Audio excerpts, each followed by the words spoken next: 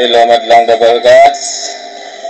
May isa na namang video ko ngayon na isi-share sa inyo para sa dagdag ng kaalaman nyo. Nakita nyo yung ito, itlog. Papasukin natin ngayon yan dito sa loob ng bote ng isang soft drinks. O, ganyanan natin para hindi makita yung pangalan, para baka sabihin nila advertise ng ano to. Ang gawin nyo lang, ganito. Yan, isang maliit na papel. Tapos ngayon, sunugin nyo siya. Sunugin nyo. Tapos ipasok nyo sa loob. Ngayon, yung panoorin nyo. Ayan. Sunugin nyo siya. Tapos ayan. Pasok nyo sa loob. Tapos ilalagay nyo yung doon sa taas. Ayan. Ayusin nyo na walang yung itlog. Hindi siya magano doon sa taas.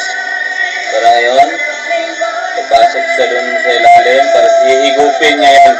Hihigupin niya konti-unti. Ayan. Ayan na.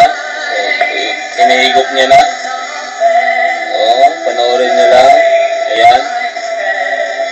O, ayan, ayan. Ayan. Wala.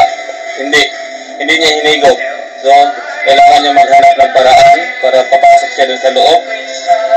O, ayan. Papasok na siya doon sa loob. Ayan, o. Ayan. O, ayan. Papasok na siya sa loob. Papasok na sa loob. Ayan. Okay. Papasok na sa loob. Ayan. Sige. Sige. Ayaw niya eh. Sige na lang. Ayan. Sige. Pasok na lang siya. Ayan. Ayaw na eh. Ayan. Sige. Kita niya? Ayan. Sige. Ganyan lang, pasok nyo lang yung lahat. Papasok siya. See? Ayan, matuto kayo? Ayan. Ayan. See? Tapos yan, yung shell, pasok na sa loob. Ayan. Okay? Ano na sa loob? Kita nyo?